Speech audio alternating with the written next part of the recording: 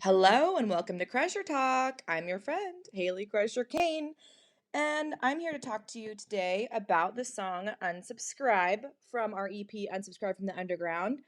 It's great. It's been about a month since the EP came out, and I have to say that song Unsubscribe is our second most streamed song of all time. Um, just underneath a song that has been out since 2020. So that says something that the song has resonated, and I'm excited to talk about it today. So, Unsubscribe from the Underground. I'm sorry, Unsubscribe. We shortened even though that's the chorus of the song, we shortened it to Unsubscribe because I have a theory. It's a very common theory that the song title should be very easy to remember, and it should be as simple as possible. Um, no weird, vague references here. I just like the name of the song to be really, really simple, and sometimes you just simplify it way down. So, Unsubscribe. Essentially, the song is about the universal idea of the old guard versus the new guard, and I think when you look at it in the way of universals, what is the old guard of any situation? Political, creative, social. It is a manifested entity that is in quote unquote power, that has established itself, that has stood the test of time.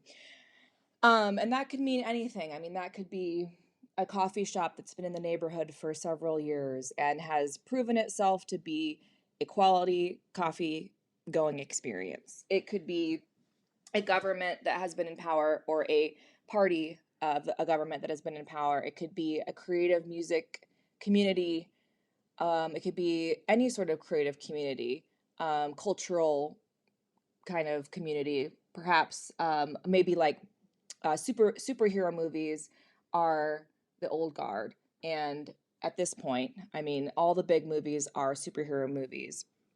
So it's sort of like the old guard versus the new guard, and the thing about the old guard is it has needs and it has desires, and it's most of its needs and desires are based upon remaining in power, remaining relevant, um, maintaining what has been built, which is quite understandable. And that in itself is somewhat naturally exclusionatory. Exclusionatory? Exclusatory? Is that a word? It will exclude new people in a natural sense because you want to keep what is good and what is quote unquote good and what has lasted and worked going, right? So the people that, were making the carriages for the horse and carriages back in the day wanted to continue the carriage business, and they weren't trying to get into the automotive business, and they weren't quite interested in the automotive business for obvious reasons. So when you take that into a creative scene or some sort of cultural or social group, you're going to see people that are very invested in keeping what has been the status quo continuing. More things that are like it, more people that are like the group, and just kind of keeping that chugging along. Now, of course, there's also the new guard. There's the David and the David and Goliath story. These are the people that are new, fresh, coming up, young. Sometimes they're the newbies. There's the um, amateur. They are the beginner, or sometimes they're just lost or they're alone and they don't know where they fit in. Um, and they have something new to offer. And neither one of these positions is good or bad, but it's just sort of how it works that the new guard, the new people that are coming into any situation are going to be a little bit more open, and a lot more actually open, and a lot more searching for where they fit in, where they can contribute, and, where they can sometimes find um, advantageous things for themselves, and where they can take from a community that's already existing or an entity that's already existing. But many times these people are naturally positioned to be open, to be interested in where they can create and can contribute, and where they fit in a community. And I think the song Unsubscribe from the Underground is very much about the idea of being that new guard coming into the old guard space, and the old guard dismissing the new guard immediately and feeling like what is the position of the old guard? What makes them so staunchly against bringing in the new people, the new ideas, the new political system, the new coffee, whatever it is? Because, we all know a 90s coffee shop that was really hot in 1999 that is now going out of business because they're not competing with the third wave coffee people who love coffee that tastes like berries and tastes like fruit and is very light roast for some reason. I'm going to go on a tangent with that because I have a great podcast episode for anyone who has interest in why certain people are interested in that kind of coffee versus deeply roasted, darker coffee. But before I do that, let's continue with the song because I promised you guys I was going to go through the songs on the EP and just take a deep dive into it. So basically, the song itself comes from the place of this old guard looking at the new people, coming into a creative music DIY scene and being like, you know, we built this town, we don't need these new people. Where were you when we were building this, essentially?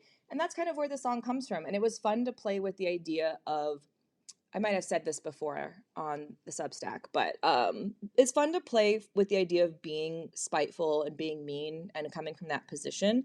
It's really freeing and fun, especially when you're not don't have a lot of reason to feel that way. It's really fun to get in that state of mind and play and think about the other position. So that's kind of what the song's about.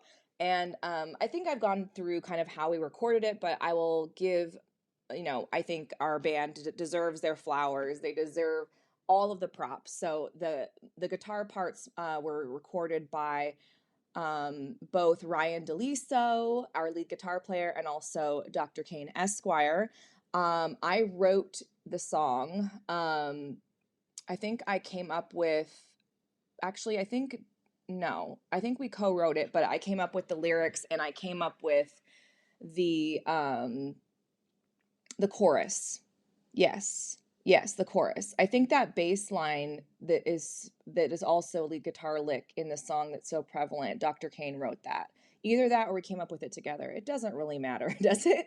It doesn't really matter. But I am proud of the lyrics. I think there was a review that came out that I really liked, and I put it on our website because I thought it was so nice. And it was Josh Routledge, Lord Routledge of Faster and Louder, saying that, basically talking about how the song is about the clash of new versus old in the music scenes, and it's just sort of a dissection of that. And that our songs, basically he was saying, like, our songs don't come from a place that's been tread before, or it's not like we're writing the same stuff over and over again, which I appreciate. And that's kind of what you want as a musician, a storyteller, as a creator. Like, that's what you want. You want to make sure you're exploring new territory and you're doing things differently.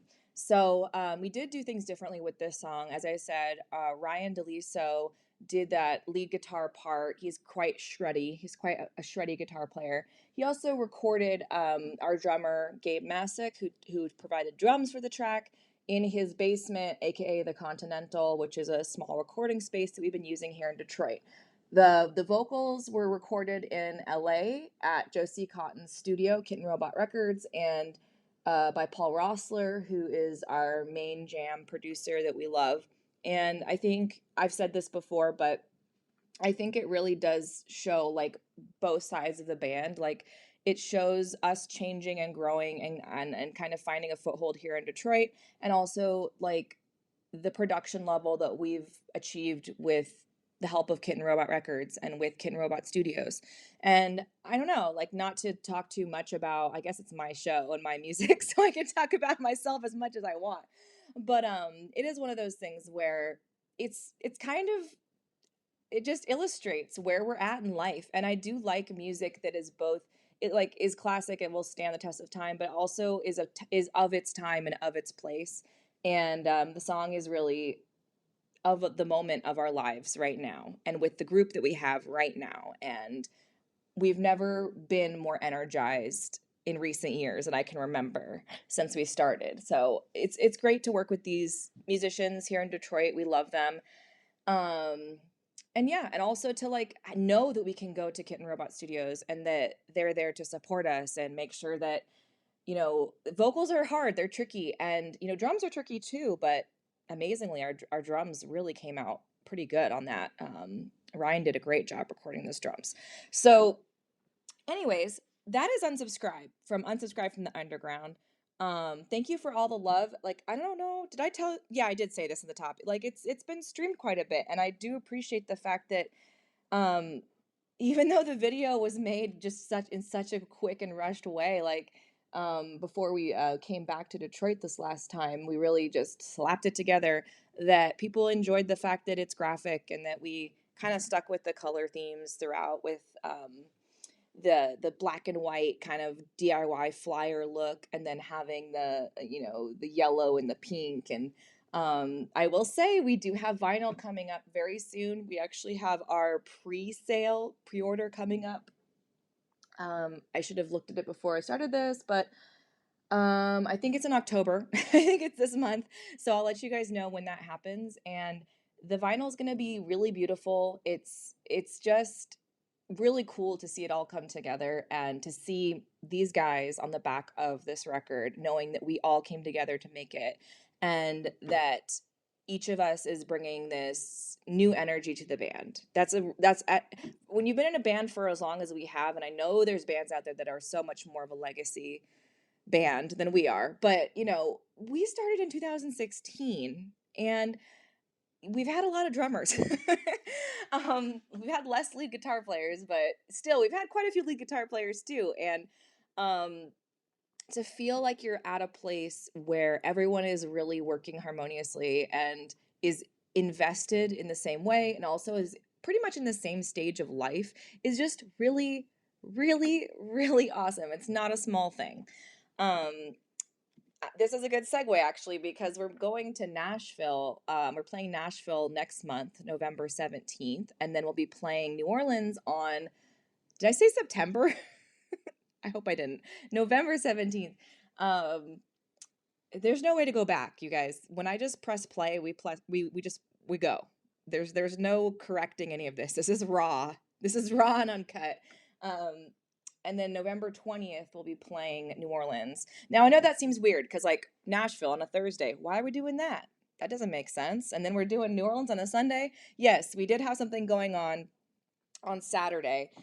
We are playing a wedding, actually, a very unique wedding. We're playing the pool party reception after the wedding at a 23-room mansion in New Orleans with a group of eclectic people. So that should be the totally, I guess I'm very California today. The totally most Crushers, like totally the most Crushers wedding you could think of, right? We're gonna literally be playing poolside.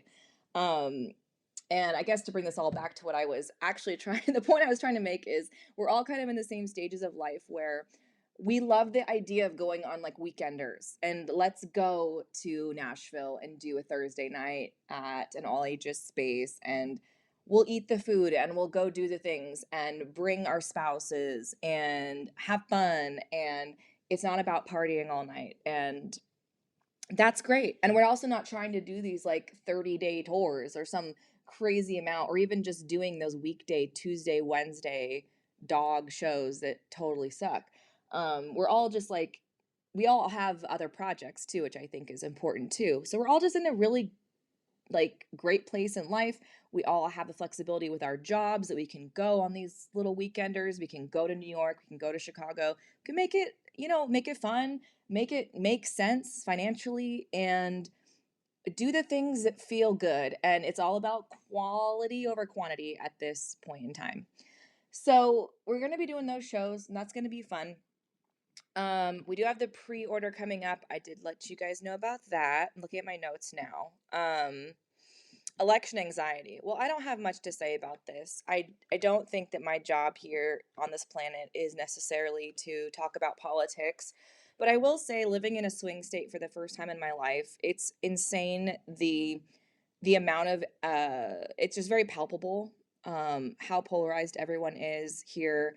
We have the largest Muslim population or Arabic population by state, I believe. They keep saying that on NPR. And I know that I live in a very Muslim community and Arab community, but yeah, Michigan on the whole, a lot of Jews too, a lot of Jews too.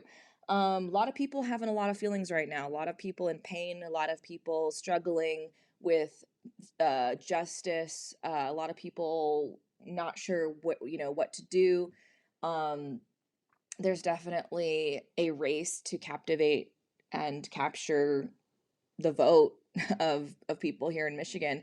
And living in a place like California where it was always just a blue state and you just knew it was going to be a blue state, it's really kind of turbulent to be in a swing state, especially for an election like this. And when it comes to election anxiety, I can only say one thing, and that's get off TikTok. I was on TikTok, which is my drug of choice in terms of consuming social media. I mean, it's like a magical potion. It's so good. When people say that they love Twitter and like that's their thing and it scratches their itch, I don't get that at all. Weirdly, I guess because I'm a word person, I don't like this like, short blurbs. But yeah, TikTok, it figures out what you find fascinating and then it just goes.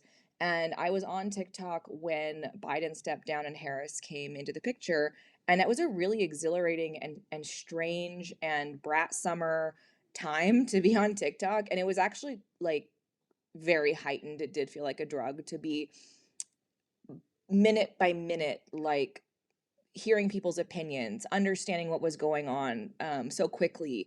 You had the sense that you were on the cusp of the most pertinent and correct information, even though that's not true at all. In fact, most information on the internet is not pertinent or correct, but it gives the illusion that you are so up to date. You have the pulse beating underneath your finger, and you're just feeling like this is the place to be. And let me just say, my advice to you, that's not the place to be. So wherever you're consuming your news, I just say stop refreshing your browser, turn off the TV. We have a lot of I'm not saying don't take in information. Absolutely we need information, but we only need to get information. And this comes actually from uh reputable news people. I can't remember who exactly said this, but they were basically like you only need to check the news like once a day. Things will change slightly, and every once in a while there'll be breaking news. But if there is a breaking news story that everyone needs to know about, you're going to find out anyways. So, how about you just try to go about your life, enjoy your life, do the things you need to do to create the change you want to see in your world and in your neighborhood and in your state and in your region and in your country. Do that. But no good can come from just mainlining this second by second by second news that really just doesn't it doesn't need to be immediate, but social media is just so good at making it seem immediate. um Try to just disengage if you can. And yeah, that's all I have to say about that. We're gonna find out soon enough, and we're going to I mean, in Michigan here, I've already cast my ballot, my absentee ballot, and if you're in Michigan, you do need to send your ballots out. I think yesterday. I mean, you got to send them out quickly. Um, but yeah, make sure you vote. Make sure you vote, please. And we'll see what happens. So let's just move on because, like I said, I can't talk about this forever. It's not really my place in the sense that I'm not necessarily going to add anything useful to the situation. Um, and yeah, I think I know what qualities and values and things I can bring to the world. And one of those things is sort of like the diversion from election anxiety. So I hope that I can be that as well. But I do urge you to vote. Please take action. Please talk to your neighbors. Please read up and be educated. Just don't go overboard, okay? Because it's not healthy. So let's talk about Michigan. Right now the leaves are falling. It feels very much like fall. It was just like not fall, and now it's fall. It feels like a fall TV special, and it's wonderful. There is a thing called cider mills out here. Cider mills, you get cider and donuts. I had the opportunity to go to a classic cider mill and donut spot, and I did drive out there to it, and then I immediately turned around and did not go and not did not experience that because there were so many children running around like crazy and cars in the parking lot, and it was not what I imagined in my head because people have told me in the fall you need to go to the cider mills and and I don't like donuts, but apparently the donuts are different. So you got to go. Well, I did not do that. However, the congregation, which is an awesome church, it's a church, old church that is now a coffee shop, in Detroit, in the Boston Edison neighborhood. Um, they are doing cider and the cider mill donuts, and I tried one over the weekend, and it was so good. It's basically like a moist coffee cake that they roll in like cinnamon and sugar. It was very fall. It had like a little grit to it, but it was also very moist. It's kind of hard to describe. At least that's the one I tried, and it was really good. Haven't had the cider yet, but I did have um, the carrot cake chai tea latte with oat milk. So that was really fall and really delicious. There's another place in Detroit that Dr. Kane and I have been enjoying, and that is called the See You Tomorrow Cafe, or just See You Tomorrow, I guess is what they call it. It is a little spot on Woodward in the north end of Detroit, North End neighborhood, and they're doing brunch and lunch and chicken and waffles, and I got delicious salmon cakes with rosemary potatoes, like the best rosemary breakfast potatoes I've ever had. And they serve everything with like this delicious, kind of bright but sweet habanero hot sauce. Their coffee is perfectly medium roast. It's definitely steps up from diner coffee, which I love diner coffee, by the way. This is a step up from diner coffee, but it's not this crazy, intense, poignant coffee that you get from these fancy coffee shops. So the coffee was excellent. You order at the cashier, and then you sit down. So they bring you your food, but it's not like you have to deal. I don't really like the whole people waiting on me. I feel like it's unnecessary and it takes up a lot of time and feels vague and ambiguous, and I don't like that. I like that I can just order from the cashier and then it will come to me, and then I will tip, when I pay right in the beginning, because I think, you're always going to tip anyways. So I like this spot a lot. Do go if you're in Michigan. And I've only tried one thing so far, but I actually have two friend dates coming up. Two friend coffee dates coming up that I convinced them both to go to See You Tomorrow. So I have two See You Tomorrow coffee dates. This is how I make sure that I always end up going to the places that I'm obsessed with. Just when people go, "Oh, do you want to get together?" I'm like, "Yeah, actually." I'd love to go back to this place. And I am one of those people. I'm a little pushy when it comes to where we go. So yeah, there's that. Um, Halloween costumes. This year we're actually going to dress up. Dr. Kane is going to be a liberal snowflake, and I am going to be my favorite drag queen. Okay, she's not my favorite drag queen of all time, but I think aesthetically, she's my favorite drag queen. I do like her personality a lot because she's quirky and she's weird, but the way she looks is just so different than any other drag queen, and that is Juno Birch with the beautiful violet skin. And she takes all of her inspiration from the alien that is posing as a human being in the 90s classic Mars Attacks. So if you know, you know exactly what I'm talking about. Big blonde bouffant wig. Um, real awkward. So I'm gonna be real awkward for Halloween. I'm excited about that. We haven't done like a real costume, get excited, go to a party thing in a long time because the last few Halloweens, I feel like we're either on tour, or I think we had a Halloween where we were just new to town and it was kind of like, I guess we'll just wear the same old leopard. We both have different leopard costumes. Um, mm. So I'm excited about that. there are some recommendations I have for you guys, especially creative people that are, struggling with the struggle, the struggle of getting creative stuff done. That is the age-old struggle, right? The Creative Pep Talk podcast is new to me. It's been around for quite a while. It's really uplifting. It's kind of quirky. There's interviews, and it's led by a host who has a really distinctive voice. So you may listen to it and be like, I cannot handle this voice. It's very nasally. Um, but you may like it. I really like it. I feel like I get in these moods where I'm on a walk or something and I just want something that's going to remind me why and how to engage with my creative process. And it's literally a creative pep talk. So very much recommend that podcast. That's been really making me happy lately.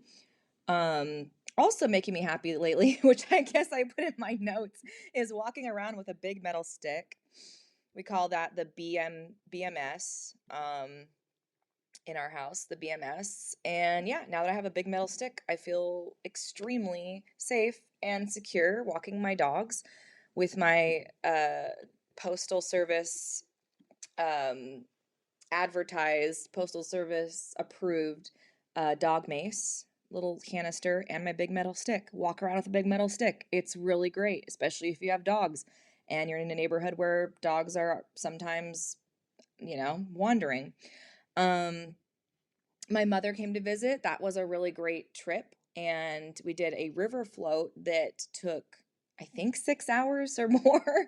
And it got me thinking about the good thing about river floats. And like the good thing about river floats is also the bad thing about river floats. Like you are completely divorced from your real life. You cannot engage with your real life. I mean, you're not going to be on your phone. You're not going to be dealing with work and emails and stuff, and like you're basically at the will of the river, to talk about surrendering like we did last one. um yeah, you are leaving your free will at the door, and you're like, river, take me away. And that is what's good and bad about it, because it's not a good river float unless it's somewhat arduous, as you're nearing what you think is probably the end, but you still, nope, you have at least 45 minutes to an hour left. um but it was great. I think going on a river float is mandatory for me every few years. It's important, and it was a really, really great float, great trip. It was great to see the city through a new person's eyes again, and go places like the Guardian Building and Lafayette Coney and these classic places, and just use it as an excuse to both experience these places with my mom and share those memories, but also like remembering where I live. And I think that we can all relate to that idea of it takes intentionality to make sure that you're still seeing the world with some little bit of wonder, some little bit of magic. Adulthood has a way of hammering most of that out of you. So you do have to search for it. And maybe that's something I'm urging you to do this week too. How can you just search for a little bit of wonder, whether it's just doing something a little differently or revisiting a place that you found yourself in a sense of awe? Like that can be such a simple and easy way to like come back to life. I have days where I'm on the computer all day doing my day job, and the day after those days, my back hurts. I'm like, I need to go to a yoga class. I get on my bike. I'm like, I need to ride. I need to be outside. I need to experience the city I live in.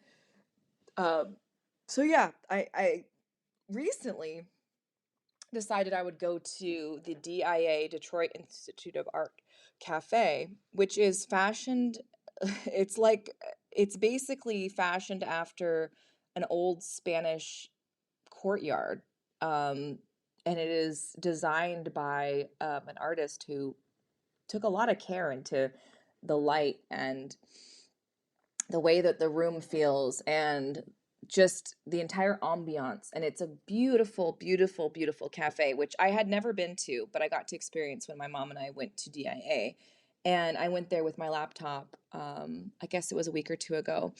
And it just made me so happy to feel like I'm in a new place. I'm enjoying the city that I live in. I am still kind of working, but kind of enjoying where I'm at. And even I just get in these ruts. I'll take my laptop to a coffee shop, and after a while, I'm just taking for granted everything about it. And it's just nice to go somewhere different. The coffee might be different, you know? You might get a weird autumn donut like I did at the congregation. Let's see what else. I think that's it really for this episode. I really wanted to make sure that I talked about one of the new songs because I think it's fun to just share that behind the scenes with you guys. And I also wanted to make sure everyone knew that we did have some shows coming up. One in Nashville at a place called Dark Matter. It's an all ages venue. We're playing with a band called the Daddy Sisters, who are great, and also a local kind of like like a melting pot of local musicians that are beloved in Nashville. The Cha Cha Heels. So Cha Cha Heels and Daddy Sisters at not Black Market, Dark Matter. And that's all ages, and ticket link is out there. And then also we're playing Siberia, which is a punk club in New Orleans that I haven't been to for over 10 years. I went with my good friend Lindsay. We went for our 25th birthdays. I cannot believe how long ago that was. And one of the places we went, I did try absinthe. That was a lot. That was a night. It was a night. But we went to Siberia and we saw a punk show, and Siberia still exists and they're still putting on punk shows. So there you go. I mean, that is amazing. Speaking of old guard, new guard, you know, these venues that have been around forever, it's fantastic. It takes basically the longevity and the ability to, I don't know, create a space that these smaller bands find is worthwhile returning to, and people feel it's worthwhile to go and support those bands. And it also takes the new guard, these like fresh blood essentially, to, you know, keep coming and creating new scenes. And I think the scene at this bar has changed. It definitely changed since I went a little over 10 years ago. I think it's more of a metal vibe, but yeah, it takes both, right? It takes both the old guard and the new guard to come together to make a space that feels relevant and that will stay relevant, to bring it full circle, I guess. So I wanted to let you guys know about that. And like I said, vinyl pre-order for Unsubscribe from the Underground, and more information about it. Like we have a bunch of bonus tracks on it, which I can talk about next time. That's all happening really soon. And if you aren't subscribed to our regular band newsletter, that's like really where you're gonna get a lot of that. Just, I'm gonna send you a thing when a new video comes out. I'm gonna send you a thing when we have ticket links. I'm gonna just send you like the basic stuff that if you're interested in the band and you're interested in just like knowing when we have a new t-shirt, like please sign up for that newsletter. And you can do that by going to our website, HaleyandTheCrushers.com. If you have any trouble with that, please let me know, by the way, because I've had some trouble linking it in the back end to get the storage and have everyone's email address, but I think I'm still getting them. So do sign up there so that we can be linked up, and then hopefully when we come to your city, then we can meet and we can go and have fun and actually have an IRL experience. Until next time, I will talk to you on the flip side, I guess, and sparkle hard.